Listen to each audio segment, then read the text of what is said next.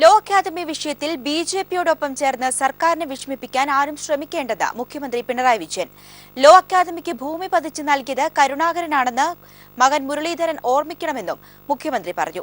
സർക്കാരിനെ വിരട്ടാൻ ആരും നോക്കേണ്ടതും ജനങ്ങൾ ഒപ്പമുണ്ടെന്നും മുഖ്യമന്ത്രി പറഞ്ഞു.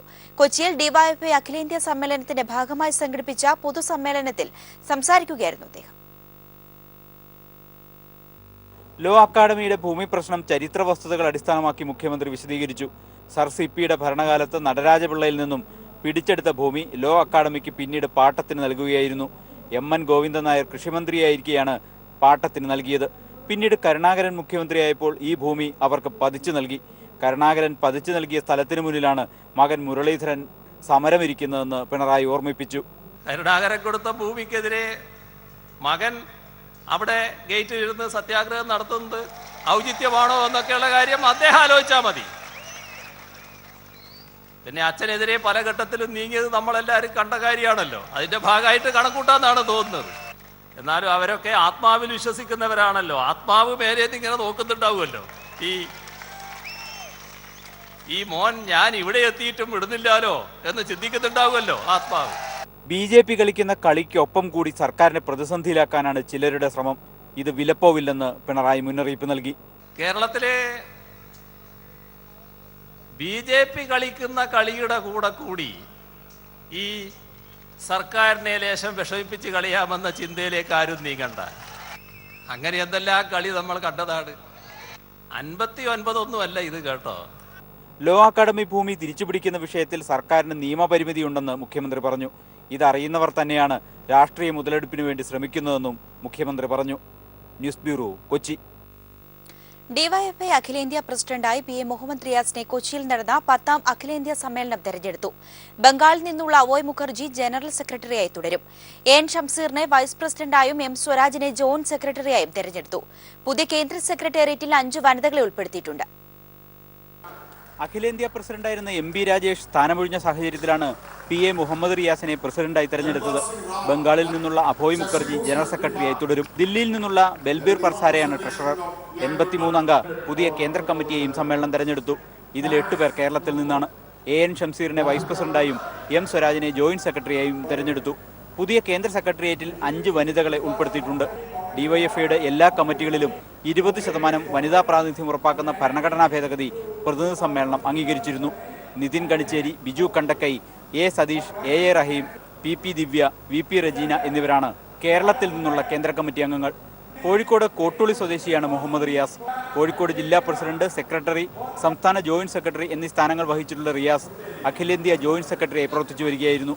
കാലോചിതമായ മാറ്റങ്ങൾ ഉൾക്കൊണ്ടും നവമാധ്യമങ്ങളെ പ്രയോജനപ്പെടുത്തിയും സംഘടനയെ ശക്തിപ്പെടുത്തുമെന്ന് മുഹമ്മദ് റിയാസ് പറഞ്ഞു.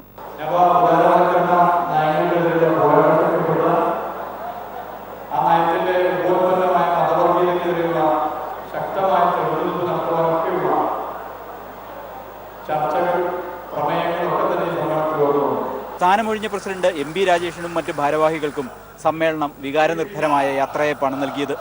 News bureau, Kochi.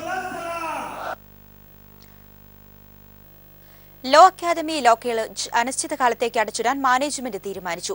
വിദ്യാർത്ഥി സമരത്തെ തുടർന്ന് ആക്രമണ സാധ്യത കണക്കിലെടുത്താണ് തീരുമാനം. തിങ്കളാഴ്ച മുതൽ പോലീസ് സംരക്ഷണത്തിൽ ക്ലാസുകൾ ആരംഭിക്കാൻ നേരത്തെ കോളേജ് മാനേജ്മെന്റ് തീരുമാനിച്ചിരുന്നു.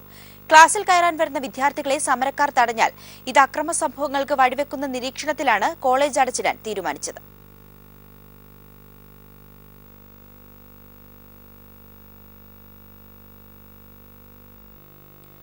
3 പതിറ്റാണ്ടോളം ജയലളിതയുടെ തോഴിയായിരുന്ന ശശികല നടരാജൻ ഇനി തമിഴ്നാട് മുഖ്യമന്ത്രി. പോയ്സ് ഗാർഡനിൽ ചേർന്ന യോഗത്തിൽ മുഴുവൻ അണ്ണാ DMK MLA-മാരുടെയും പിന്തുണയോടെ ശശികലയെ നിയമസഭാ കക്ഷി നേതാവായി തെരഞ്ഞെടുത്തു. മുഖ്യമന്ത്രിയായി ചൊവ്വാഴ്ച സത്യപ്രതിജ്ഞ ചെയ്യും. ജയലളിതയുടെ മണ്ഡലമായിരുന്ന RK പുരത്ത് നിന്ന് തന്നെ ശശികലയെ മത്സരിക്കും. മുഖ്യമന്ത്രി പദം രാജിവെച്ച പനീർസെൽവം ധനമന്ത്രിയായി മന്ത്രിസഭയിൽ തുടരും. 3 പതിറ്റാണ്ടോളം ജയലളിതയുടെ വിശ്വസ്ത തോഴിയായിരുന്ന ശശികല നടരാജൻ ഇനി തമിഴ്നാട് മുഖ്യമന്ത്രി. പാർട്ടി ആസ്ഥാനത്ത് അണ്ണാ DMK MLA-മാരുടെ നിർണായക യോഗത്തിലാണ് ശശികലയെ നിയമസഭാ കക്ഷി നേതാവായി തെരഞ്ഞെടുത്തത്. താൻ സ്ഥാനമൊഴിയുകയാണെന്നും ശശികലയെ നിയമസഭാ കക്ഷി നേതാവായി തെരഞ്ഞെടുക്കണമെന്നും ഒ പനീർസെൽവമാണ് യോഗത്തിൽ പ്രഖ്യാപിച്ചത്. മുഴുവൻ അണ്ണാ DMK MLA-മാരുടെയും പിന്തുണയോടെ ഈ തീരുമാനം യോഗം പാസാക്കുകയായിരുന്നു.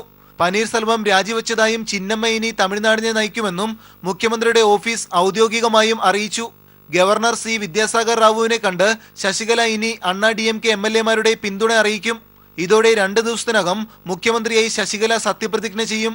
ജയലളിത മുഖ്യമന്ത്രിയായിരുന്നപ്പോൾ ധനമന്ത്രിയായിരുന്ന പനീർസെൽവത്തിന് അതേ വകുപ്പ് തന്നെ തിരികെ നൽകി മന്ത്രിസഭയിൽ നിലനിർത്തും. ജയലളിതയുടെ മണ്ഡലമായിരുന്ന RK പുരത്തുനിന്ന് തന്നെ ശശികലയും മത്സരിക്കും. പാർട്ടി ശക്തിപ്പെടുത്തുന്നതിന്റെ ഭാഗമായി മുതിർന്ന നേതാക്കളടക്കം 23 പേരെ പുതിയ ഭാരവാഹികളായി ശശികല നിയമിച്ചിരുന്നു. ജയലളിതയുമായി അടുത്ത ബന്ധം സ്ഥാപിച്ചിരുന്ന സർക്കാർ ഉപദേഷ്ടാവ് ഷീല ബാലകൃഷ്ണന്റെ രാജിയും ശശികലയുടെ നിർദ്ദേശത്താൽ എന്നായിരുന്നു വിവരം. എന്നാൽ അമ്മയുടെ ആശയങ്ങൾ പിന്തുടരുമെന്നായിരുന്നു നിയമസഭാ കക്ഷി നേതാവായി തെരഞ്ഞെടുക്കപ്പെട്ട ശേഷം ജയലളിതയ്ക്ക് ഏറ്റവും പ്രിയപ്പെട്ട അതേ പച്ചസാരി അണിഞ്ഞ് അണികൾക്ക് മുന്നിലെത്തിയ ശശികലയുടെ ആദ്യ പ്രതികരണം. മനുശങ്കർ, ദില്ലി. PSCക്കെതിരെ ഉയരുന്ന ആക്ഷേപങ്ങൾ പരിശോധിക്കാൻ വിജിലൻസിന് അധികാരമുണ്ടെന്ന നിയമോപദേശം. PSCയും വിജിലൻസും തമ്മിൽ ഭിന്നത നിലനിൽക്കുന്നതിനിടെയാണ് വിജിലൻസ് ഡയറക്ടർക്ക് നിയമോപദേശം ലഭിച്ചത്. അഴിമതി ആരോപണങ്ങൾ ഉയർന്നാൽ വിജിലൻസിന് അന്വേഷിക്കാവുന്നതാണെന്നും നിയമോപദേശത്തിൽ പറയുന്നു. PSCക്കെതിരെ അഴിമതി ആരോപണം ഉയർന്ന പശ്ചാത്തലത്തിൽ PSCയുടെ ആലപ്പുഴ ഓഫീസിൽ വിജിലൻസ് നേരത്തെ പരിശോധന നടത്തിയിരുന്നു. എന്നാൽ ആഭ്യന്തര വിജിലൻസ് PSCക്ക് ഉണ്ടെന്നിരിക്കെ ഇത്തരം പരിശോധനകൾ തങ്ങളുടെ അധികാരപരിധിയിലേക്കുള്ള കൈകടത്തലാണെന്ന് PSC ആരോപിച്ചിരുന്നു. വിജിലൻസ് നിലപാടിനെതിരെ PSC സർക്കാരിന് പരാതിയും നൽകി. ഇതേ തുടർന്നാണ് വിജിലൻസ് ഡയറക്ടർ ജേക്കബ് തോമസ് നിയമോപദേശം തേടിയത്. അഴിമതിയടക്കമുള്ള ആരോപണങ്ങൾ അന്വേഷിക്കുന്നതിന് വിജിലൻസിന് അധികാരമുണ്ടെന്നും സ്വയംഭരണ സ്ഥാപനമായ PSCയിലും സമാന അധികാരം വിജിലൻസിന് നിലനിൽക്കുന്നതായും ലഭിച്ച നിയമോപദേശത്തിൽ പറയുന്നു. നിയമോപദേശം ലഭിച്ച പശ്ചാത്തലത്തിൽ PSCയുടെ ഭാഗമായി ഉയർന്ന പരാതികളും അന്വേഷിക്കാനാണ് വിജിലൻസിന്റെ തീരുമാനം. News bureau, Thiruvananthapuram. People impact. Cheemeni തുറന്ന ജയിലിൽ ഗോപൂജ നടത്തിയത് അന്വേഷിക്കാൻ ജയിൽ DGPയുടെ ഉത്തരവ്. ജയിലിൽ ചട്ടങ്ങൾ ലംഘിച്ച് പൂജ നടത്തിയ വാർത്ത പീപ്പിൾ TV പുറത്തുവിട്ടിരുന്നു. ജയിൽ സൂപ്രണ്ടിന്റെ നേതൃത്വത്തിലായിരുന്നു പൂജ നടത്തിയത്. കർണാടകയിൽ നിന്നുള്ള RSS നേതാക്കളെ പങ്കെടുപ്പിച്ചാണ് പൂജ നടത്തിയത്. ചീമേനി തുറന്ന ജയിലിൽ ഫെബ്രുവരി 1-നാണ് ഗോപൂജ നടന്നത്. കർണാടകയിലെ ഹൊസനഗര രാമചന്ദ്രപുര മഠാധിപതി രാഘവേശ്വര ഭാരതി സ്വാമികളുടെ നേതൃത്വത്തിലായിരുന്നു പൂജ. Jail superintendent AG Suresh, joint superintendent KV Jagadeesan എന്നിവരുടെ മേൽനോട്ടത്തിലായിരുന്നു ചടങ്ങുകൾ. പൂജയുടെ ദൃശ്യങ്ങൾ പീപ്പിളിന് ലഭിച്ചു. പൂജയ്ക്ക് മുന്നോടിയായി ജയിലിലെ BJP RSS തടവുകാരെ പങ്കെടുപ്പിച്ചുകൊണ്ട് സൂപ്രണ്ടിന്റെ മുറിയിൽ ക്ലാസും നടത്തി. സോളാർ കേസിൽ മുൻ മുഖ്യമന്ത്രി ഉമ്മൻചാണ്ടിക്ക് വേണ്ടി ബിജു രാധാകൃഷ്ണനെ സ്വാധീനിക്കാൻ ശ്രമിച്ച വിവാദത്തിലായ ഉദ്യോഗസ്ഥനാണ് AG Suresh. Joint superintendent KV ജഗദീശൻ നടുവിൽ നടന്ന RSS ആയുധ പരിശീലന ക്യാമ്പിൽ പങ്കെടുത്ത വ്യക്തിയാണ്. ഉന്നത ഉദ്യോഗസ്ഥരുടെ അനുമതിയില്ലാതെ ഈ 2 പേർ ചേർന്നാണ് പൂജ നടത്തിയത്. പൂജ നടത്താനെത്തിയ മഠാധിപതിയുടെ കൂടെ കർണാടകയിൽ നിന്നുള്ള 25ഓളം RSS പ്രവർത്തകരും ഉണ്ടായിരുന്നു. PV കുട്ടൻ, കോഴിക്കോട്. വെള്ളൂരിലെ ഹിന്ദുസ്ഥാൻ ന്യൂസ് പ്രിന്റ് സ്വകാര്യവൽക്കരണം വേഗത്തിലാക്കി കേന്ദ്ര സർക്കാർ. കമ്പനിയുടെ ആസ്തി വിവരങ്ങൾ കണക്കാക്കാൻ യോഗ്യരായ കമ്പനികളെ തേടി വിജ്ഞാപനമിറക്കി.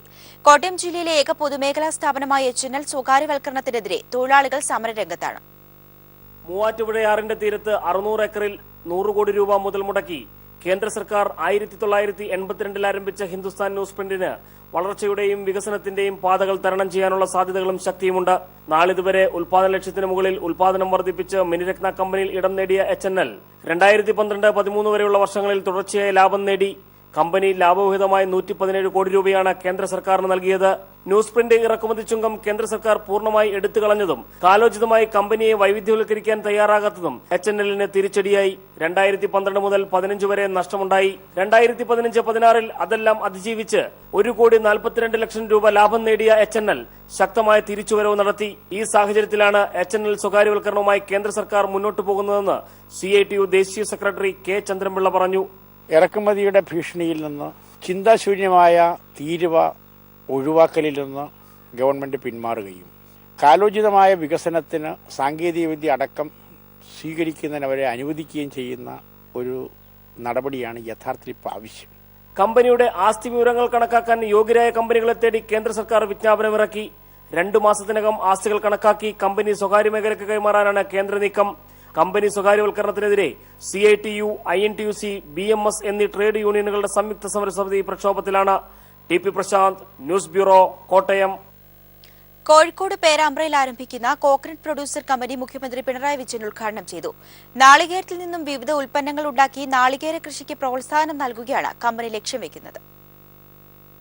നാളികേര വികസന ബോർഡിന്റെ മേൽനോട്ടത്തിൽ നാളികേരത്തിൽ നിന്നും നിർമ്മിക്കാൻ കഴിയുന്ന മുഴുവൻ ഉൽപ്പന്നങ്ങളും നിർമ്മിച്ച് വിപണിയിലെത്തിക്കുക എന്ന ലക്ഷ്യം വെച്ചാണ് കമ്പനിയുടെ പ്രവർത്തനം. 10 കോടി മൂലധനത്തിൽ ആരംഭിക്കുന്ന കമ്പനിയിൽ 220 നാളികേര സൊസൈറ്റികളും 15 ഫെഡറേഷനുകളും അംഗങ്ങളാണ്. കമ്പനിയുടെ പ്രവർത്തനങ്ങൾക്ക് മുഖ്യമന്ത്രി പിണറായി വിജയൻ സർക്കാർ പിന്തുണ അറിയിച്ചു. വരും കാലത്തേക്ക് കൂടുതൽ പദ്ധതികൾ ഈ തേങ്ങ കൂടുതൽ ഉപയോഗിക്കാൻ പറ്റുന്നതും തേങ്ങയിൽ അധിഷ്ഠിതമായ കൂടുതൽ ഉൽപ്പന്നങ്ങൾ ഉൽപ്പാദിപ്പിക്കാൻ പറ്റുന്നതുമായ പദ്ധതികൾക്ക് സർക്കാർ രൂപം നൽകാനാണ് ഉദ്ദേശിക്കുന്നത്.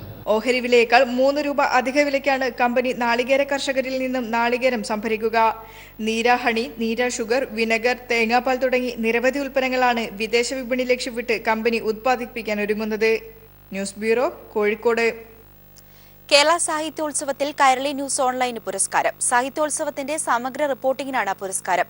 റിപ്പോർട്ടിംഗിൽ ഓൺലൈൻ വിഭാഗത്തിലെ മികവിനുള്ള പുരസ്കാരം കൈരളി ന്യൂസ് ഓൺലൈന് മന്ത്രി AK ശശീന്ദ്രൻ സമ്മാനിച്ചു. 4 ദിവസങ്ങളിലായി കോഴിക്കോട് നടന്നുവന്ന കേരള സാഹിത്യോത്സവം സമാപിച്ചു. സമാപന സമ്മേളനം മന്ത്രി കടകംപള്ളി സുരേന്ദ്രൻ ഉദ്ഘാടനം ചെയ്തു. കാലത്തിന്റെ ആശങ്കകളെ സർഗാത്മകമായി നേരിടാൻ കഴിയുമെന്നതിന്റെ തെളിവാണ് കോഴിക്കോട് നടന്ന കേരള സാഹിത്യോത്സവത്തിന്റെ വിജയവും വൻ പങ്കാളിത്തവും വ്യക്തമാക്കുന്നതെന്ന് മന്ത്രി പറഞ്ഞു.